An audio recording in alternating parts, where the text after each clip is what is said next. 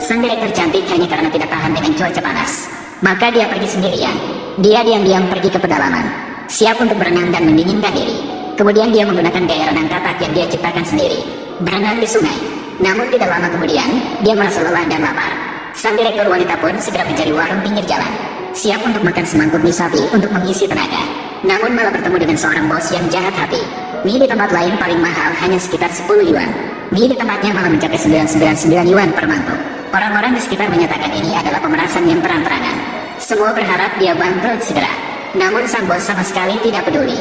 Bahkan mengatakan kepada mereka untuk pergi jika tidak mampu membeli. Jangan menghalangi bisnis saya. Pada saat itu, seorang kakek yang lewat tiba-tiba tertarik oleh aroma yang keluar dari gerobak muda itu. Aroma yang harum itu menarik perhatiannya. Pemuda, bisakah kamu memberikan saya sepiring? Kamu harus melihat dengan baik. Harga tertera jelas. Ternyata kakek itu sama sekali tidak peduli dengan harga. Dan memberitahu pemuda bahwa selama kamu bisa membuatku makan dengan enak, dia akan membayar berapapun harganya. Kemudian pemuda segera membuat mie instan.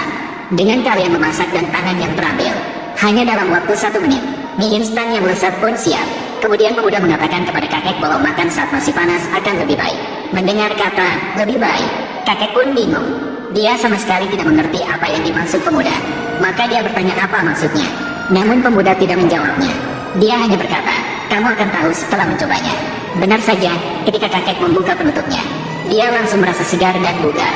Selera makan kakek langsung meningkat. Bahkan penyakit anoreksia yang dideritanya selama bertahun-tahun sebelum, tubuhnya penuh dengan energi, seolah-olah kembali muda 30 tahun. Maka kakek dengan bersemangat bertanya kepada pemuda, apa ini mie apa? Mie ini 9999. Kakek, Anda tidak akan punya uang. Datanglah makan gratis di sini.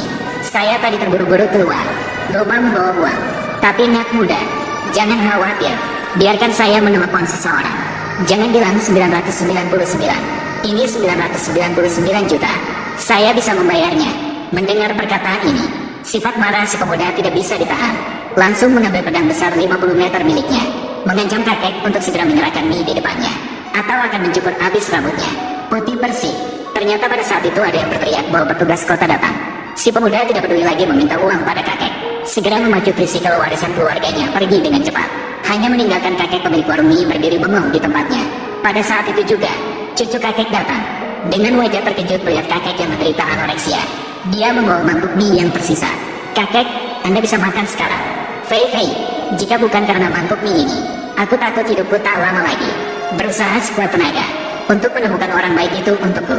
Jangan bicara tentang mangkuk mie ini dengan harga 999, bahkan 999 juta. Aku akan melakukannya tanpa ragu.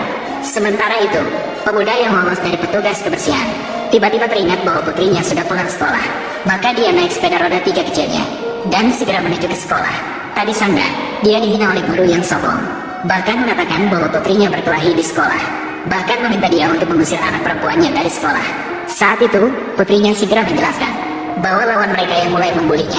Ayah, dia yang mulai menghina aku. Tidak berpendidikan. Ayah tahu. Dengarlah, dia yang mulai menghina. Lagi pula, kesalahannya. Mengapa kita harus pergi begitu saja? Namun pada saat ini, guru yang penuh dengan kepentingan tidak merasa bersalah. Malah mengatakan, keluarga anak laki-laki itu semua orang kaya dari masyarakat kelas atas. Mereka sama sekali bukan tipe seperti kalian. Tidak sebanding dengan orang kelas bawah seperti kalian. Kamu sebagai seorang guru, begitulah cara kamu membedakan orang. Itu tentang perbedaan kelas sosial, bukan? Masyarakat ini memang memiliki perbedaan kelas sosial. Orang miskin harus menerima nasibnya. Saat itu juga, orang tua anak laki-laki datang, melihat anaknya terluka, langsung mengeluarkan kata-kata kasar kepada pemuda itu. Apa yang terjadi dengan taman kanak-kanak kalian? Bagaimana orang semacam itu bisa sekolah? Kamu tidak tahu apa yang ada pada mereka. Apakah ada virus atau kotoran? Tuan Wang, tenanglah. Sekarang saya akan membuat mereka pergi. Hei hei hei. Hal pertama yang dia lakukan adalah menghina orang. Kamu tidak menyebutkan sama sekali. Kamu benar-benar licik. Kamu pikir kamu siapa? Kamu sekelas apa? Jangan bicara tentang anakku yang menghina kamu. Kamu akan dicakar di kepalamu. Itu adalah kehormatanmu. Lihatlah tampak arogan pria itu. Si pemuda tidak membiarkan kebiasaan buruknya, mengangkat kaki dan langsung menendang. Tidak disangka lawan tidak puas, bahkan mengancam akan membuat si pemuda mati di jalanan besok. Pada saat itu, si gadis tidak memberikan kesempatan pada kakek di depannya. Tiba-tiba datang, langsung berkata bahwa si pemuda adalah pahlawan kakeknya. Beberapa orang juga pada saat itu mengenali Lawan adalah cucu dari keluarga kaya. Awalnya ingin mendekati dan menyenangkan. Namun sang direktur cantik malah memerintahkan pengawal untuk mengusir mereka. Apakah kita pernah bertemu sebelumnya? Tuan, apakah Anda lupa? 1 jam yang lalu, ada seorang lelaki tua yang